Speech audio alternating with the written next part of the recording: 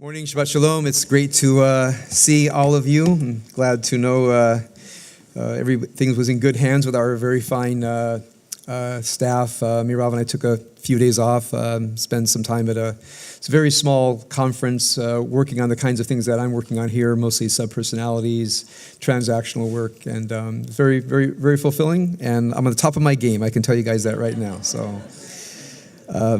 Anyway, so today is the Shabbos right before Shavuot, so I thought I would go ahead and cover some of that material. First of all, I want to remind you that tonight we are having what is called a Tikkun Shavuot. The word Tikkun, it comes from the Hebrew word litaken, which means to repair or to fix. But in this case, it means something like a standard. And it came from the idea that there used to be a teken, or a standard thing that you would read on this night. It would include chapters from the Bible, chapters from the Mishnah, chapters from the Talmud. So if you finish this entire book, it's as if you finished the entire Torah. So it was called a tikkun for Shavuot. Everybody understand? So the holiday came of tikkun leil Shavuot, the practice of study on the night of Shavuot, came to be known after the book that people studied. Now, as oftentimes happens in these kinds of things, once you have the name of a practice, which is Tikkun Shavuot, the study of a given text, the night of Shavuot, people then began to look for a deeper meaning. And so the word Tikkun also means to repair, and therefore it was to supposedly repair for the night that we fell asleep at Mount Sinai. This is just pure, playful drosh. We fell asleep at Sinai, so from now on we stay awake all night of Shavuot. Okay? That's just a nice little made-up cute thing. So where did the practice of all-night study on the holiday of Shavuot? Not that we're doing it. My days are long gone that I'm going to stay up all night on that's for a younger person. But so you need to remember the accepted theory when all-night study sessions on Shavuot began with the importation of coffee into Turkey, Europe, and other places. So once they had coffee, they figured they could stay up all night, so they did it. So that's what I call, another Marxist interpretation of reality, which means material reality drives spiritual reality. Okay, so that being said, I want to just talk about Shavuot. So tonight, Yeshai and I are presenting. I'll present a passage from Midrash, he from Talmud. I'll do something on Zohar. We'll each converse with each other and engage in conversation, mostly about the nature of Torah from a Midrashic, Talmudic, and mystical perspective. So dinner at 6 and 7:30, we're going to start the program. We'll go as long as it takes. I imagine we'll wrap up by 11 or so, but it should be a really nice, enjoyable evening together. So let's go back to how I normally teach the different holidays, which is always remember the four-part level, and I believe this is from Sfat Emet, my favorite Hasidic commentators, on how to understand a holiday, which is the historical dimension, the ritual dimension, the symbolic dimension, and the transformational dimension. So every time I come to a holiday and I'm not sure where to begin, I just go right back to these four. So the historical is actually the most difficult with the holiday of Shavuot, and the reason is, most of you know this, that the date of the giving of the Torah is never mentioned in the Torah. So the Torah does not tell us when the Torah was given. So when you come to the holiday of Shavuot, and you expect to find in the Torah some determination that this is the holiday of Matan Torah, when the Torah was given, you're not going to find it anywhere in the Bible. So in the Bible, what is the holiday of Shavuot? Just like the word sounds, is the holiday of weeks. Shavuot means weeks. 7 weeks after Pesach, okay, and again, there's some dispute, is it after the second day of Pesach, the first Shabbos of Pesach? 7 weeks later is the holiday of Shavuot.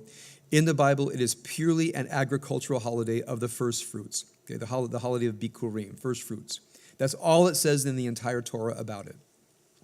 So in the Bible, there's no history of the holiday of Shavuot as we have it today, which is Chag Matan Toratenu, the holiday of the giving of Torah. So where does that come in? The rabbis of the Talmud very much wanted there to be a date for the giving of the Torah. They couldn't stand it that the Bible doesn't give a date. So in what I call the rabbinic rule of parsimony, that when you have a holiday with no historical event, and an historical event with no date, the rabbis love to match them up if they can. Does everybody understand that rabbinic tendency? Any question about that? Okay, you have Shavuot. a holiday but no event. You have the giving of the Torah, an event with no holiday. The rabbis look at the two and they say to themselves, if we possibly can, let's match this up. It turns out that if you look at the history of the people out of Egypt and at Mount Sinai, we get out of Egypt around the 15th day of Nisan, using our calendar, the 15th of April. It does say that we arrived at Mount Sinai on the beginning of the third month. That would be the 1st of Sivan or the 1st of June, using our calendar. And most up and down the mountain several times. So sometime between the 1st and the 3rd or 4th of June, using our calendar, God comes down to Mount Sinai. Moses goes up Mount Sinai and Torah is given. Okay? The rabbis then discovered that the holiday of Shavuot, which if you begin it the day after Passover, count 49 days, as the Bible says, count the Omer, which is a measure of grain, count it for 49 days, the 50th day is the holiday of Shavuot. They're enticingly close. It's about just a couple of days off, which means if you start counting the Omer the day after Passover, count for 49 days, you end up on the 6th day of Sivan. If you look at the narrative about the giving of the Torah, we arrive at Mount Sinai on the 1st of Sivan. Moses goes up and down the mount a couple of times, probably the 3rd of Sivan. The 6th and the 3rd are so close that the rabbis say, bingo, we got it. So they just make the up and downs of Mount Sinai to make it last 6 days. Okay, so hence, the Torah is given on the 6th day of Sivan, which is the holiday of Shavuot. Now, not everybody bought it. Other people pushed back and said, if the Torah wanted to tell us when Shavuot was given, it would have told us. Seems reasonable, right? Yeah, but not to the rabbis. It does not seem reasonable at all. The rabbis say the following. The Torah doesn't tell us everything it wants us to know. The Torah gives us both the capacity for reasoning and something called the oral Torah. The only way you can know the date the Torah was giving was to use the oral Torah, the Torah Sheba'al Peh, and that establishes the 6th of Sivan. So what you find here is, if you look deeply into the Talmudic passage, agreeing that the Torah was given on the 6th of Sivan was a way of establishing the authority of the oral Torah. So I'll say that again. In early Talmudic times, there was great dispute. What is the authority of the oral Torah? Meaning the traditions that are passed down and also great innovations. Some said the written Torah has authority, the oral Torah is second. Okay? That seems pretty natural to us. We say the Constitution is first, and then all the commentaries second, has to align with the Constitution. Rabbinic Judaism said the oral Torah and the written Torah are on the same standing. In fact, the oral Torah has sometimes a greater standing than the written Torah. And that was a huge dispute. In fact, that dispute got worked out in the liturgy. In the original Jewish liturgy, in the morning service, the 10 Commandments was announced in the morning service, and everybody stood up when the 10 Commandments was recited, probably sometime right before the Shema. They took it out. Why did they take out the 10 Commandments from the morning service? Seems like a natural. If you're going to be quoting Scripture in the morning service, seems natural to include the 10 Commandments. Okay? They took the 10 Commandments out of the morning service. And why? The Talmudic reason is Tiromet HaMinim, because the minim, the heretics, were raising a ruckus. What does it mean? They were saying, you see, since we stand up for the 10 Commandments, that tells us that the written Torah is primary over the oral Torah. The rabbi said, we're taking it right out of the service. We want anybody to think that the 10 Commandments has any primacy in the service. In fact, they said, we don't stand purposefully for any written Torah in the service. We do not stand for written Torah, which is why if you've ever walked into an Orthodox synagogue on a Saturday morning, the Shema comes, you want to stand up? Nobody stands for the Shema. That's a conservative reform innovation. They do not stand for the Shema in a traditional synagogue. Why? Because standing for the Shema is saying that we stand for what's in the written Torah. The Shema is in the written Torah. So standing for the written Torah in Orthodox Judaism is understood to be heretical. It means you're placing, right? You guys didn't know that, right? Okay, all right. So we're heretical in many ways. That's probably the least significant of all the ways that we're heretical, but I just want you to know that we're right in there in the minim of heretics. By the way, it's common throughout liberal Judaism to stand for the Shema. Any questions about that, by the way? Maybe some of you did not know that. Yeah, Denise? Yeah. So the Torah idea of oral Torah, the Torah Sheba'al Peh, is probably comes to being as soon as we have a canonized written Torah. So when do we have a canonized written Torah? When do we have Chamisha Chumshei Torah, the 5 books of the Torah, or Torat Moshe, or Torat Elohim? We find these words first written in the time of the prophets, before the destruction of the first temple. So I think Micha talks about Torat Moshe. And then later, after the destruction, they talk about Torat Moshe, Torat Elohim. We don't know exactly what they're talking about because the word Torah simply means a teaching. The word Torah does not mean 5 books of Moses. It does not mean law. It means a teaching. From the Hebrew word lehorot, which means to teach or instruct, from which we get the Hebrew word moreh, a teacher, horeh, a parent. I love to add this, and what is the Hebrew shoresh of the word lehorot? Horeh, moreh. Okay, anybody but my wife know, because she's sitting right over here. Okay, what's the shoresh of the word, what's that? Yara. Yud, Resh, He, which means to shoot, right? A gun or a bow and arrow, for example. Lirot means to shoot. Okay. What does it mean to shoot something? It means to guide a projectile toward a target. Okay. Lehorot, to teach, means to guide a student toward a goal. Lehorot also means to parent, to guide a child toward a goal. Okay? So Torah is from the word lehorot, which means to teach, is from the word lirot, which means to shoot or aim, meaning guiding a projectile toward its target. Okay, so the word Torah simply means teaching or guidance, would probably be the most literal translation. So in the Torah, what we now call the Torah, remember, it wasn't called the Torah. It was, actually, there's no name for it because it was still in creation during the time that we call the Torah. We'll call it the tradition. So the Torah has many Torot, has many teachings. It says, this is the Torah for example, in the book of Deuteronomy, there is a list of do's and don'ts. It's called a Torah of. So the word Torah in Hebrew just means the study of or a teaching about. Also in modern Hebrew, I've often mentioned when I got to Jerusalem, when I stayed there a year in 1980-81, I arrive on campus. I'm taking the Ulpan 6 hours a day. I wander around the campus. I see a huge building. I see the title of the department, which is, everybody remember my little story? Torat HaNefesh. Torat HaNefesh, the teaching of the soul. Wow, a whole department. The teaching of the soul. Of course, I go in, it is the psychology department, which is the logos of the psyche, the teaching of the psyche, psychology. I just walked in, running rats through mazes, Freud. Okay, but the way you say psychology in proper Hebrew is Torat HaNefesh, right, the Torah of the soul. So Torah just means a logos, a teaching about. Now, we don't know when the 5 books of Moses became the Torah. We have no idea exactly when. The word Torah existed. The 5 books of Moses were canonized at some point. We don't know when someone took the word Torah and applied it to the 5 books of Moses. Probably sometime early in the Persian period under the time of Ezra and Nehemiah. Is that clear? Okay. The oral Torah is the understandings of what the written Torah says. For example, it says, Al tirtzach, don't murder. Everybody wants to know what murder is. Does it include self-defense? Does it include killing in war? Does it include manslaughter, what we call third-degree homicide? What does murder actually mean?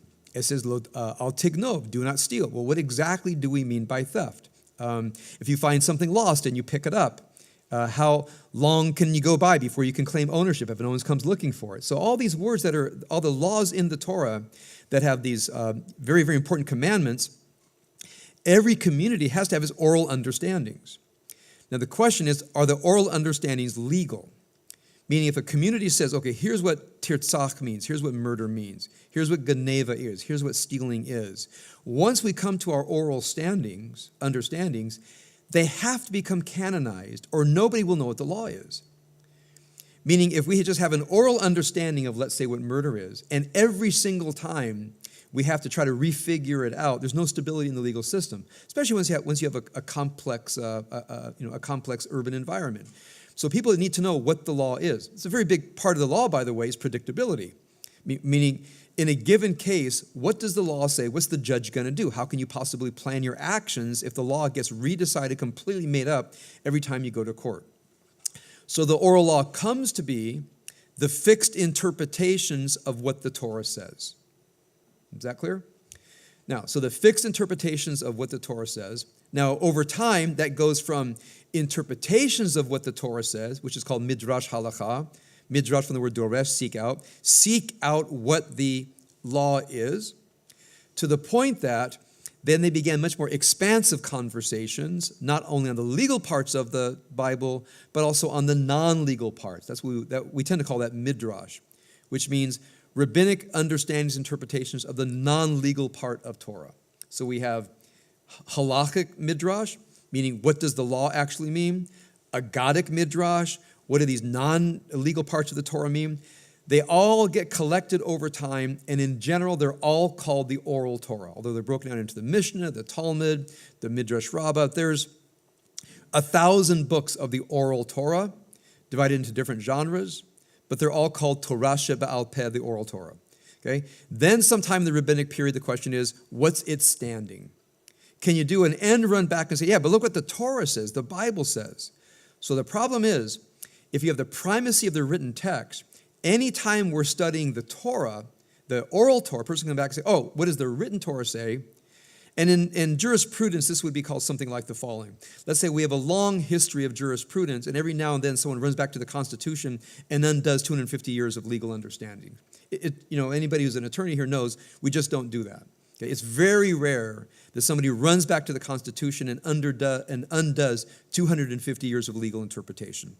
In law, this is known by a couple of things. Stare decisis, let the decision stand, and res judicata, decided things. Once things are decided and they're in place for a few hundred years, you can't go back and do an end run and redecide everything. That's the nature of every legal system, unless there's a crisis. If we have to run back to the Constitution on any given issue, it means we've hit a crisis, right? And that's why big constitutional cases can be so destabilizing, because what it can mean is 200 years of jurisprudence can be just thrown out the window, which is why jurisprudence has to be so stable.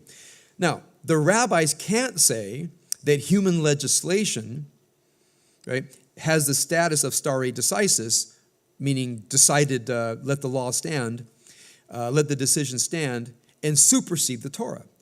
What they had to do was give the oral Torah its own standing, so therefore a customary statement came, where actually we're talking about it tonight, which is why I sound so voluble on this issue. I've been preparing for this talk. So there's a statement you see all over the Talmud where they're asking, for example, about tefillin. All it says in the Bible is a sign upon your hand and a frontlet between your eyes. And suddenly you get these leather contraptions with a box here, and it goes 7 times around, a box here, and the leather and the dimensions, and the rabbis say, how do we get all that from a sign upon your hand and frontlet between your eyes? They say, it's a halakha Moshe Sinai. It's a halakha that Moshe got on Mount Sinai. They say, but where? It's not in the written Torah. They say, oh, it's the oral Torah. Okay? So this whole body of halachot that the Talmud says, halakha Moshe Sinai, laws given to Moses on Mount Sinai, transferred orally down through the generations, which basically means it's so ancient we don't know where it comes from, but we all live by it. So over time, this idea of halakha Moshe Sinai came to have the same status of the Torah, and in some cases even a greater status than the written Torah. I'll give you one example now, and then we'll move on. There's a law in the Bible that says, if, for example, Reuben dies and leaves his wife Sarah, childless, and Reuben has a brother named Simon. Simon has the obligation to have intercourse with Sarah so that she has a son. Now, it's not Simon's son, it's Reuben's son. This is called yibum. Okay, this is the so-called levirate marriage. Have you all heard of this? Sound familiar? Anybody never heard of this? Okay, so in the Bible, it's a mitzvah, meaning a commandment from God that Simon has to produce a child with Sarah to produce a male offspring. Now, what if Simon refuses to do it? If Simon refuses to do it, if I recall correctly, the Bible says he takes off his shoe and she spits in his eye. Okay? Saying you have not fulfilled the commandment of yibum, a levirate marriage. It's to shame Simon. Clear?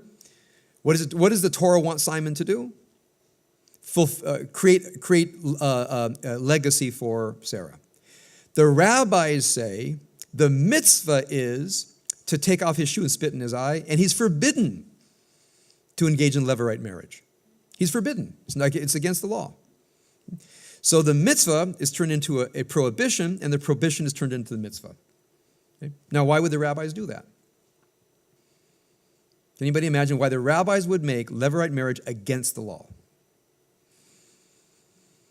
Okay, think about Hillary Clinton. Think about Hillary Clinton a little bit. Okay. What about the woman? Exactly. What if the woman says, I don't want to have sex with my brother-in-law? Oh, no, you have to. Right? This was about women's rights. You say, we're not going to force a man on a woman. If she falls in love with her brother-in-law and want to get married, that's one thing. But you never say to a woman, you have to have sex with this man. We can't make it a God requirement that a woman has to have sex with a man that she doesn't want to have sex with. What would we call that today? Rape. So the rabbis at some point realized we cannot have this law. So the rabbis say, we understand God's intent better than the Torah understands God's intent. We're going to turn the mitzvah into a prohibition and the prohibition into a mitzvah. And therefore, levirate marriage is against the law. So whenever someone says to me, oh, the Torah is 13 commandments, I sometimes point this out. I say, explain to me now how this mitzvah became an isur, a prohibition, and how the prohibition now became the isur. And the only possible answer is rabbinic ethics. When the rabbis see something in the Bible they don't like, they interpret it out of existence, and their interpretation is the law, not what the Bible says. Okay? Now, one thing that Yeshai and I will talk about tonight, show you some of this ideas, how the rabbinic theory of Torah trumps the idea of a written authoritative law. So now, the Torah Sheba'al Peh has ultimately speaking, a greater legal status than the written Torah. So whenever I hear things about the 613 mitzvot, it's really, it's what I call heroic language. Halakha la'amaseh, theory to practice. It's the oral Torah, that's the law, not the written Torah. Any questions about that? Yeah, Ruth?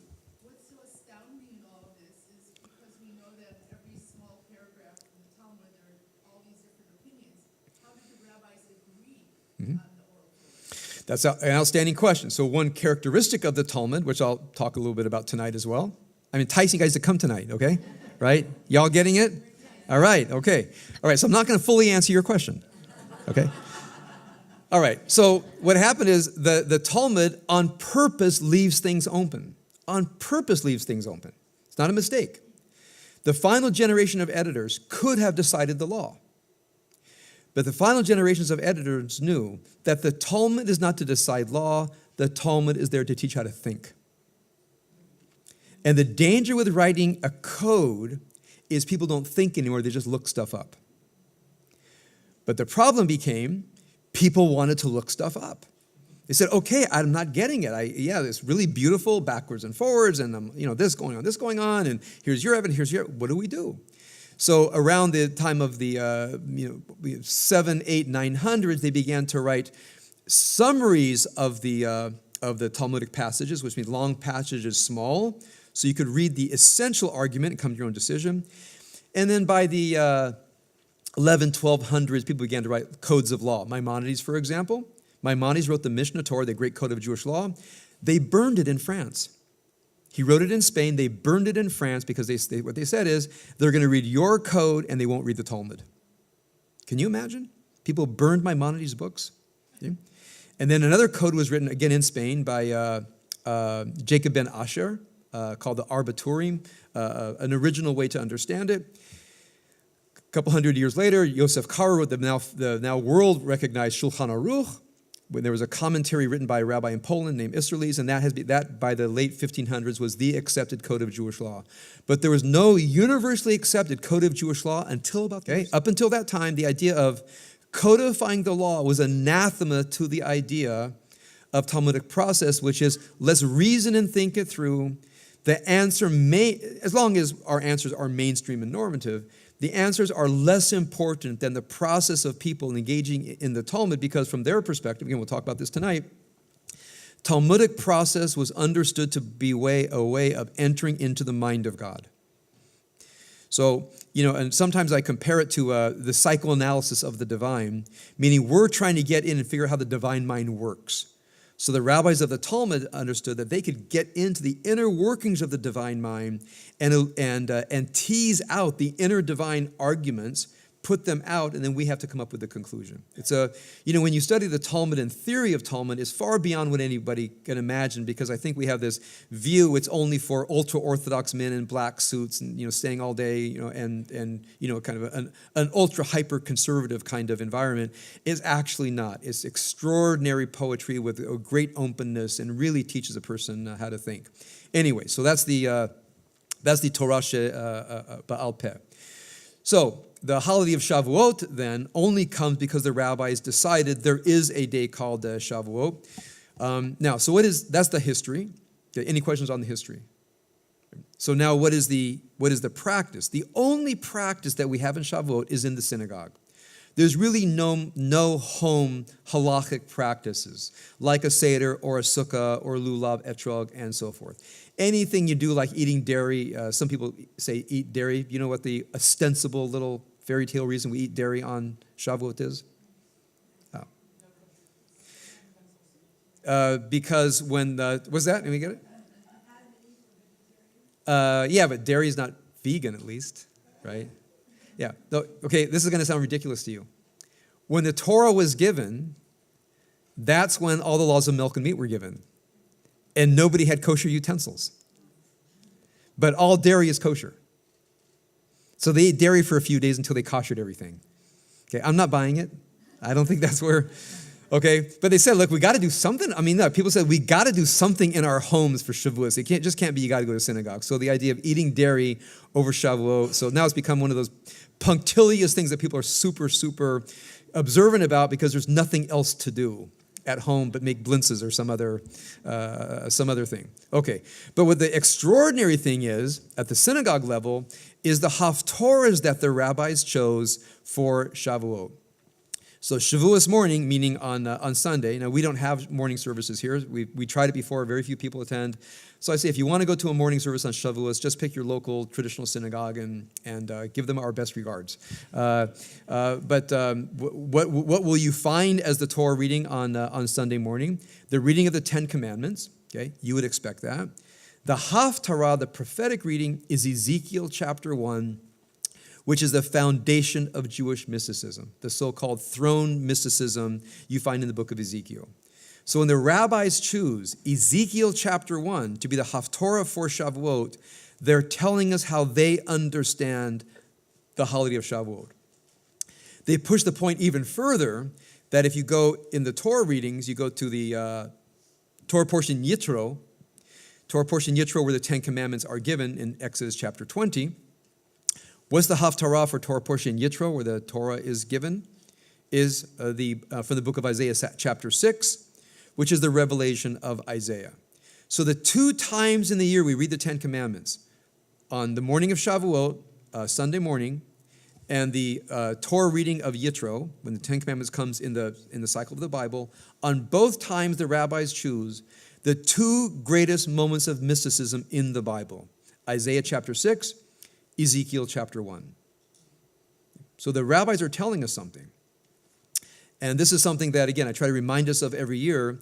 The rabbis are trying to wean us away from what you might call propositional theology, meaning that theology is made up of propositions, proposals, either what to think, do, believe, etc.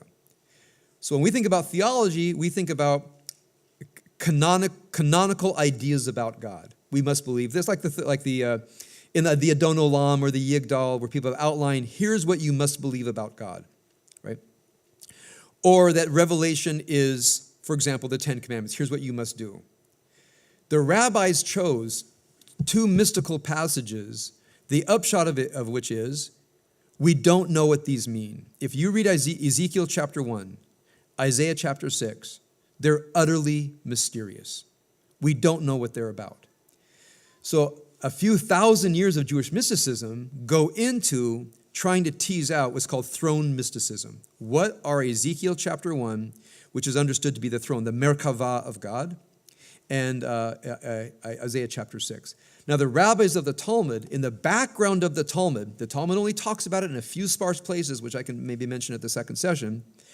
The rabbis of the Talmud only refer to in a few sparse places the background of throne mysticism, which you might say was the background of their lives. They don't talk about it, but we know it was there. Okay? The rabbis will mention Merkava mysticism. They mention Ezekiel, they mention Isaiah, but they don't teach it in the Talmud. It is truly esoteric. It is a hidden teaching. In fact, you've heard me say that we've only known what the throne mysticism is for about the last 150 years because they discovered the text in ancient libraries. You remember where they finally found the throne mysticism text? Ethiopia and in Slavic countries.